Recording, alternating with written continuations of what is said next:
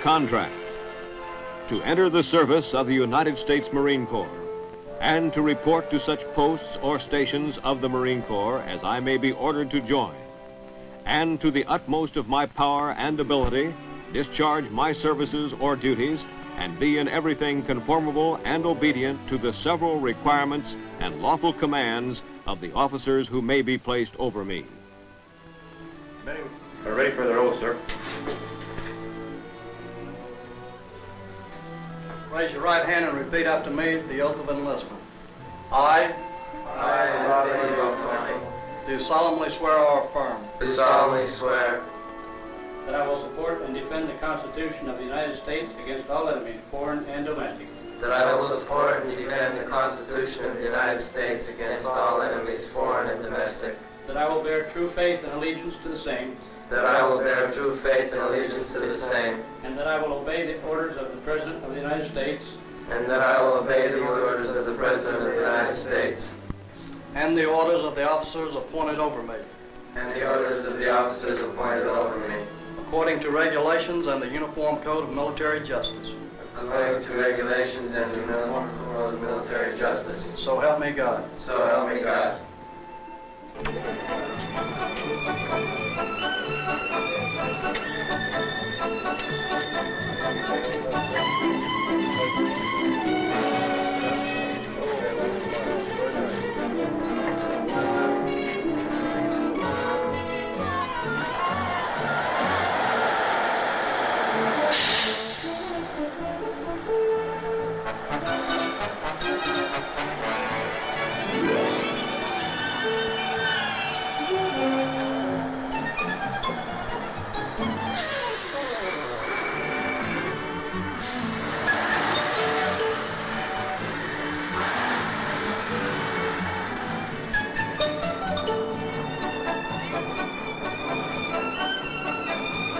This is Parris Island.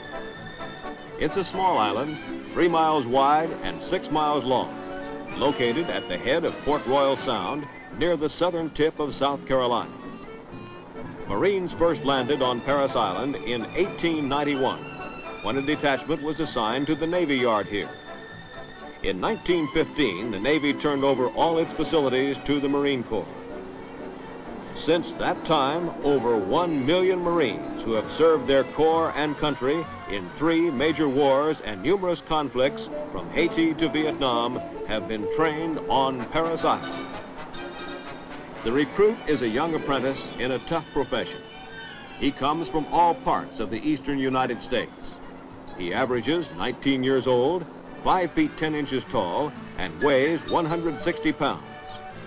But there are no typical recruits. Each is an individual with a different background. Before they leave recruit training, however, they will be molded into United States Marines.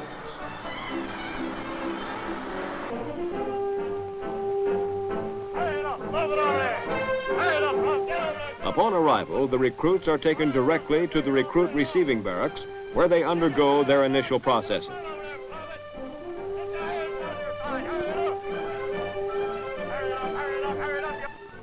They first complete various forms necessary for the opening of their official records as Marines.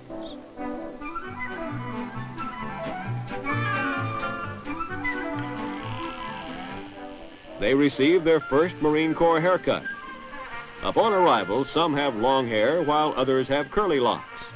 When they get out of the chair, however, they will have very little hair left, and they will have a uniform military appearance which will help establish equality in the platoon.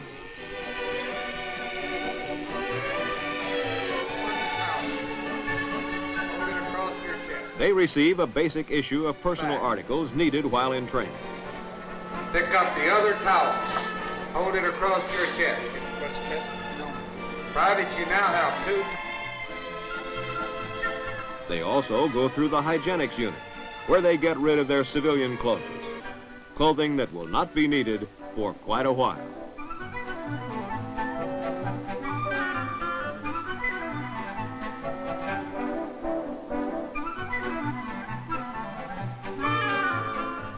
They take a shower.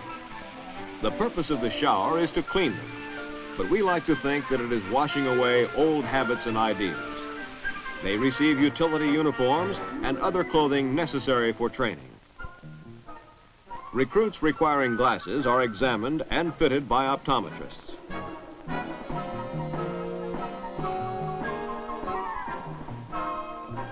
A full staff of dentists is aboard the depot to administer the recruits' dental needs. After a recruit platoon has been formed, they are turned over to their drill instructors who will train them for duty with the world's finest military organization. A team of 3 of the best non-commissioned officers in the Marine Corps is assigned to each platoon. They have the job of molding these raw recruits into United States Marines. At least one of these non-commissioned officers will be with the platoon 24 hours a day for 9 consecutive weeks. Get your heels together! Stand up! Get them together!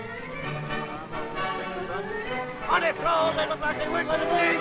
Get them straight! To train them, they must control them.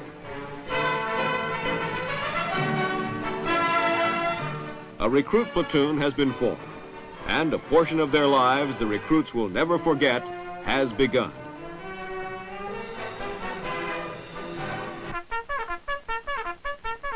Reveille for the recruits goes at 4:55 a.m. They wash, shave, make up their bunks, and clean up the area before going to morning meal. At the mess hall, the recruits eat an ample and well-balanced meal. During the training day, they will easily burn up their 5,000-calorie diet. Before each meal, the recruits remember their religious obligations by saying grace. The recruits spend considerable time in the classroom. There, they receive instruction in basic military subjects. During the 3rd week of training, they will be given a written test. Those who fail will be given additional instruction before returning to regular training. Near the completion of training, another test will be given, so that the progress they have made during the entire period can be evaluated.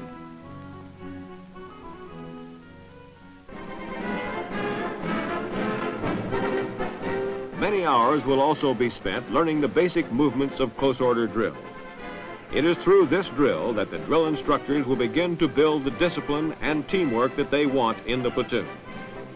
When the recruits first start drilling, they all seem to have 2 left feet, but before long they will start shaping up. The instant and exact response to orders that's demanded of them is obvious to all. The private finds out that there is only one way of doing something, the right way.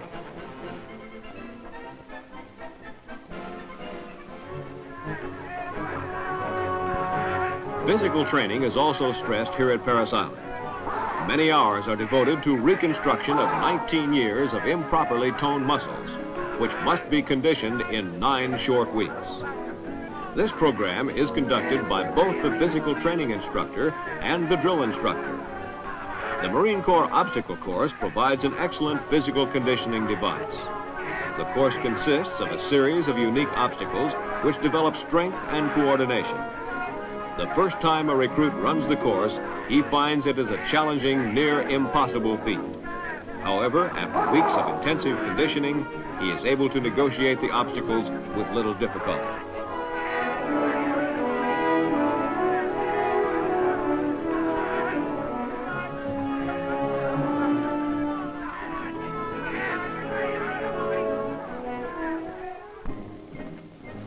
Marines guard the gates of embassies and posts all over the world, and recruits learn and practice the fundamentals and responsibilities of interior guard duty and security.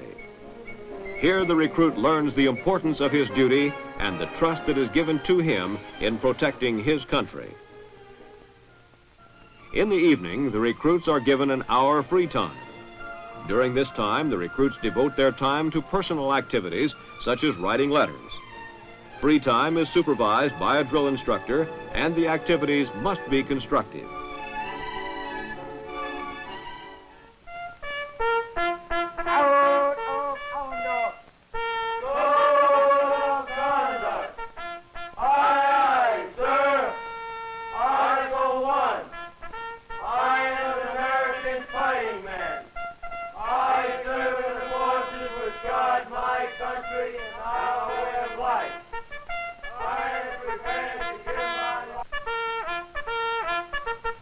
At 9 o'clock each night, the recruits are ready for a full night of sleep.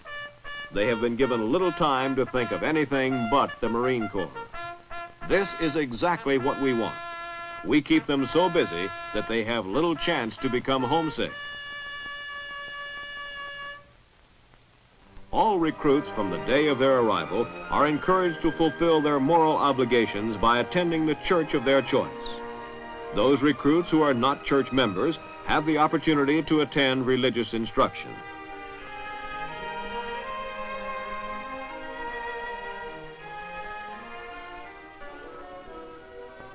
Recruits also attend the chaplain's classroom lectures, which emphasize the importance of the old-fashioned moral virtues in building men worthy of our Corps.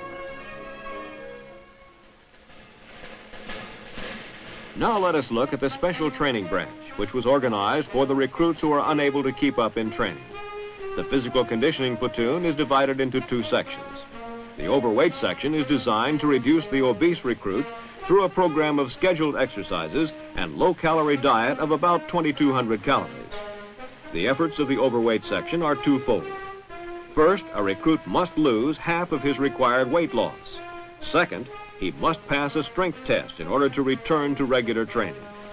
The average loss of weight for each recruit in the section is 1 pound per day.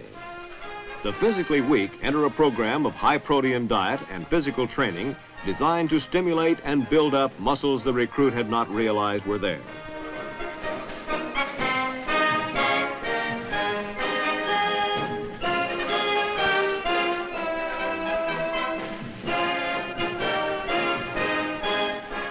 The Proficiency Platoon provides concentrated instruction and review for recruits who have failed their written examinations. This training is accomplished on the weekend, and those recruits who pass a retest return to their regular platoon. Those who fail are retained to receive instruction at a slower pace. Recruits who have an extremely difficult time adjusting to the military environment are assigned to the Motivation Platoon. Here they will receive instruction that will stimulate their desire to return to training and to become a successful member of a regular platoon.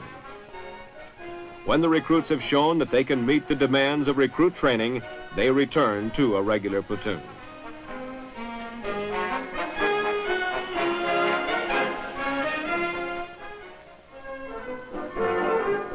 At the end of the third training week, the platoon goes to the rifle range for the all-important training in marksmanship. Here, the recruits will spend the next 3 weeks learning the basic tool of his trade, the rifle.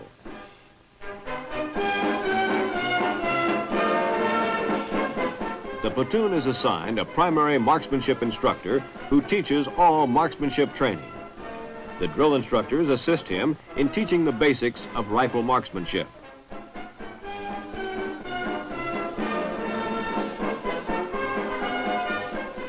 Through many hours of snapping in, recruits develop the muscle coordination and confidence necessary to become a qualified Marine rifleman.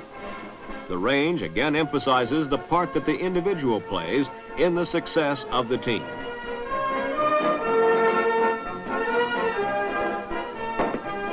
Qualification Day is a big event in the life of the recruit and to his platoon.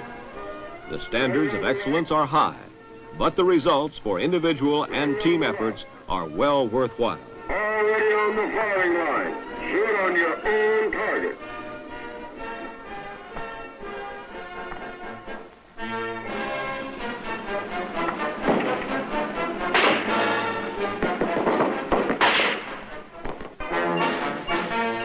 The men who qualify earn the right to wear their badge of qualification as a symbol of their individual marksmanship ability. The Commanding General's trophy is awarded to the platoon with the highest percentage on each qualification day. This is done to stress the importance of teamwork between the marksmanship instructor, drill instructors, and the recruits.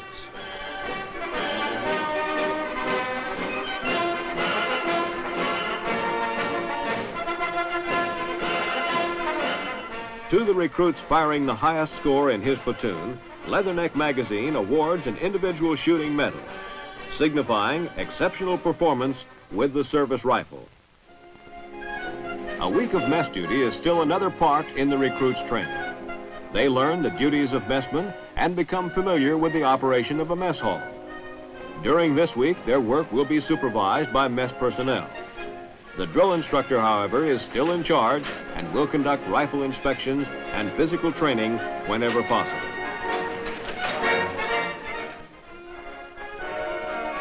The recruits also participate in battalion and regimental field meets. Each battalion selects teams to compete in the monthly regimental field meet. This competition is used to build pride, teamwork, and esprit de corps within the units. These events press home the point that if one man lags, the team will suffer, and the burden will fall on the remaining members.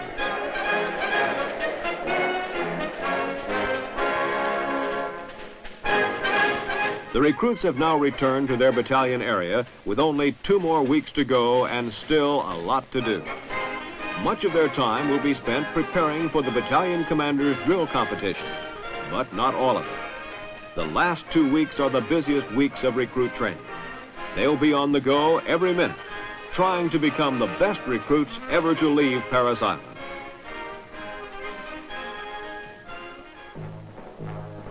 It is during this final phase of training that recruits learn and apply skills in close combat. They are taught footwork and basic bayonet attack movements by experts. The skills are mastered by many hours of practical application on reaction courses which realistically simulate combat conditions.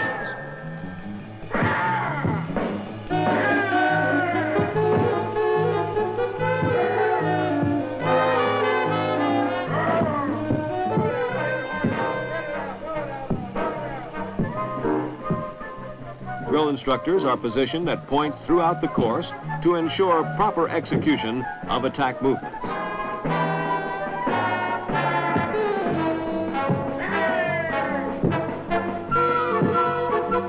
those rifles up there. Move out. Move out. Get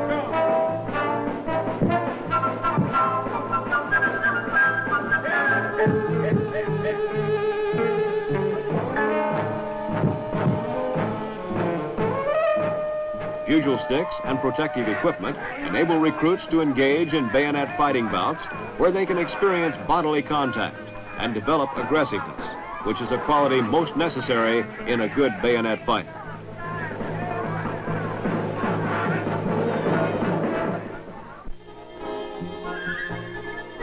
The amphibious mission of the Marine Corps requires Marines to be at home on the water, whether it be the sea or a river.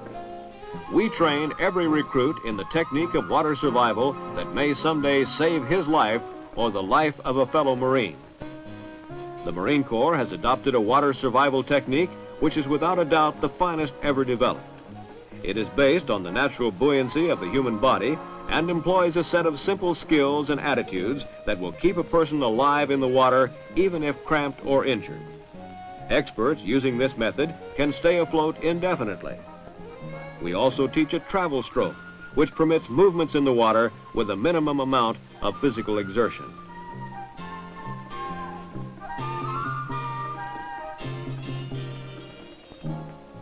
The confidence course training is designed to develop coordination, confidence, and determination within each recruit. The recruit must exercise his own initiative in maneuvering himself through 13 different obstacles, each providing a different challenge.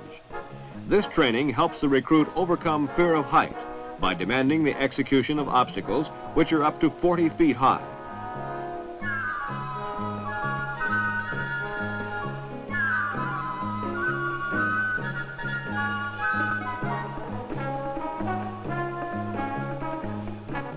When the recruits complete this course, they even amaze themselves in what they have accomplished.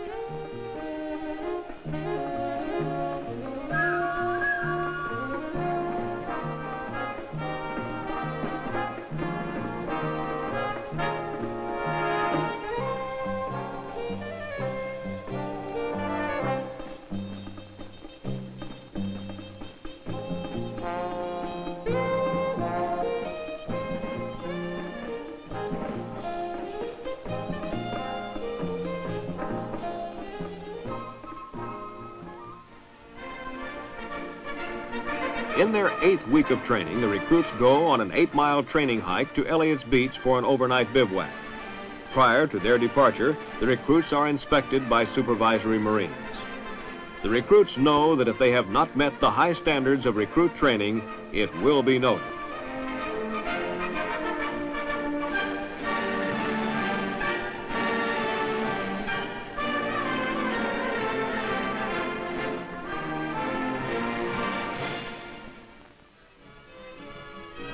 For most of these recruits, this first 8-mile hike is a preview of the many hikes of the future in every climb and place where the Marines can and will take a gun.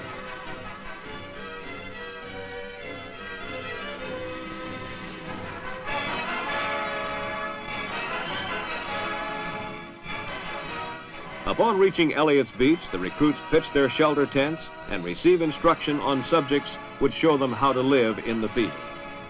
A practical examination is administered during the remainder of the day to determine how well the recruit has absorbed his instructions during the past 7 weeks.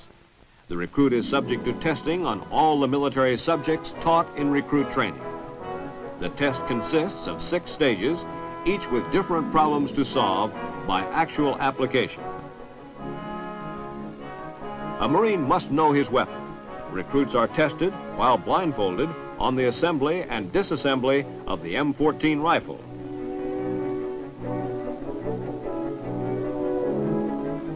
Knowledge of first aid may one day save the life of a brother Marine. In this test, recruits must properly treat simulated wounds.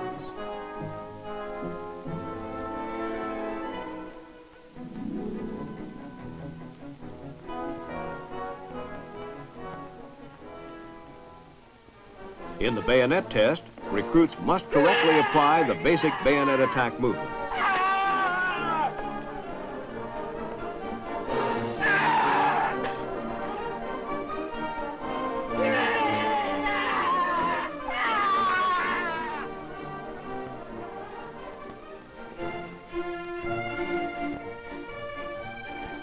In the final phase of training, the tempo increases, and there is no place where this is more evident than on the physical training field.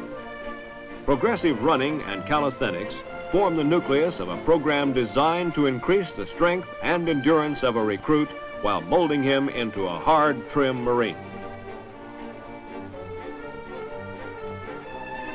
Each exercise strengthens and develops a certain set of long-neglected muscles and also aids in any necessary gain or loss of weight. The focal point of the physical conditioning program is the building of endurance through a system of progressive distance running. Recruits run 3/4 of a mile early in training and will run 3 miles by their 8th week at Parris Island. During the 8th week, the recruits take the Marine Corps physical fitness test, in which they are tested on their ability to climb the rope, perform repetitions of strengthening exercises, and run 3 miles with their platoon. The physical training is difficult and demanding, as it is designed to be, for when the training is completed, the finished product is a strong, well-motivated, physically conditioned Marine.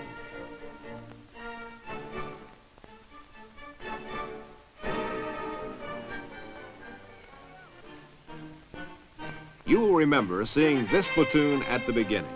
They were raw recruits, unaccustomed to their new military way of life, unsure of themselves, and undisciplined. This is that same platoon just 9 weeks later. Some of the original recruits are missing. They are the ones that could not measure up. The platoon is now ready to demonstrate at the battalion commander's drill competition their ability to execute individual and unit movements with snap and precision. A mistake now will be seen and will reflect in the platoon rating.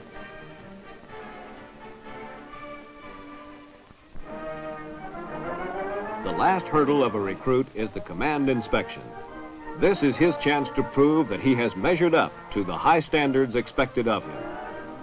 Here, the regimental commander and the battalion commander have the opportunity to personally inspect each recruit.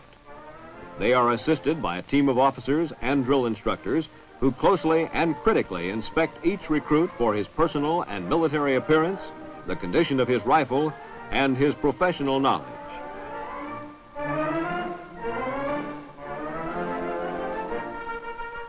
The work of the recruit and their drill instructors is done, and now comes the final review.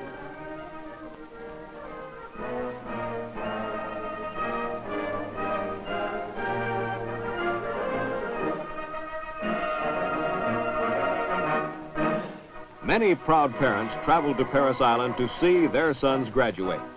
However, due to the wholesome diet and rigorous physical training program, many have to look twice because of the changes in appearance which have taken place. Those recruits who have demonstrated special skills and outstanding performance of duty are honored for their efforts.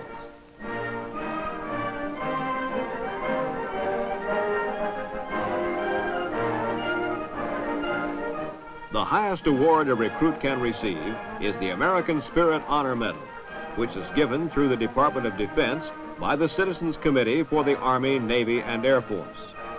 The distinction is reserved for the truly superior recruit, and it is given to only about one recruit in 5,000. There is the Outstanding Man Award for the best recruit in each platoon. The prize is a dress blue uniform awarded by Leatherneck magazine.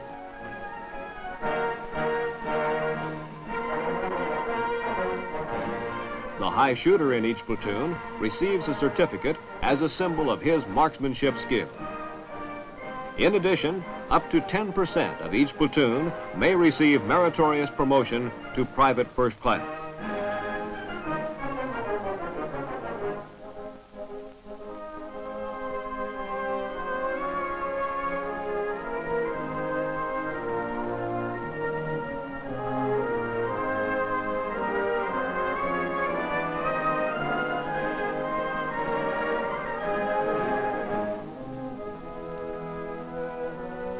As a final reward, the honorees will take the final review with the reviewing officer.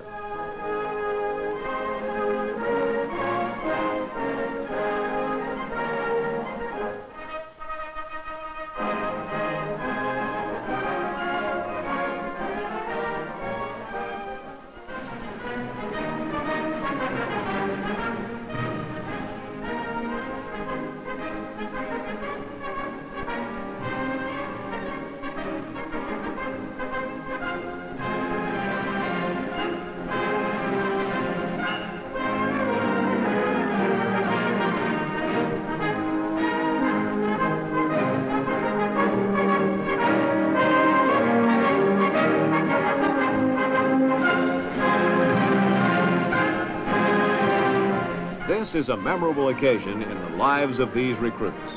Until this final review and graduation ceremonies, they have always been called recruits or privates. From this day forth, they will be called Marines and will be given the responsibility of Marines. Great demands have been placed upon them here at Parris Island, and they have met the challenge. They are, and in all respects have earned the title, United States Marine.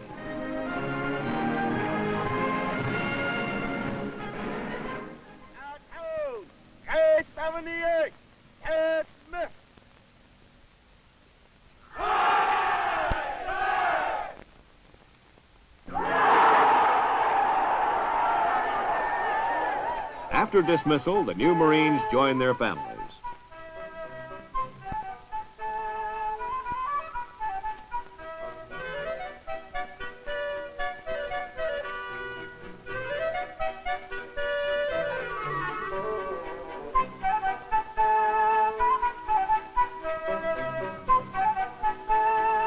They and their families are served refreshments in their mess hall. Later, they will tour the battalion and proudly show their parents the training at Parris Island.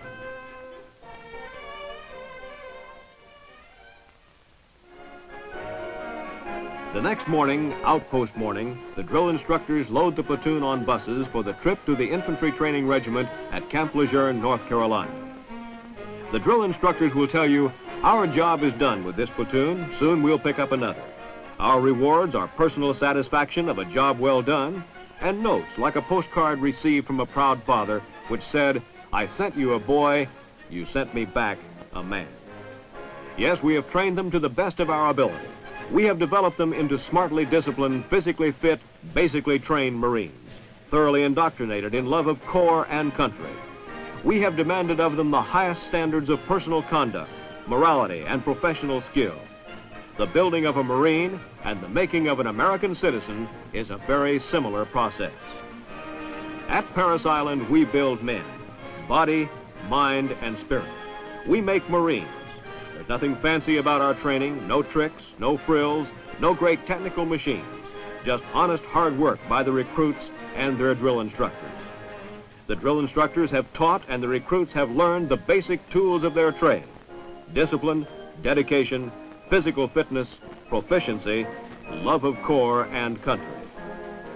We have started the training that will continue throughout the Marine's career, be it for 2 years or 30 years.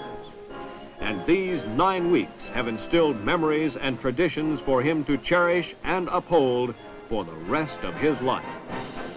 They are Marines.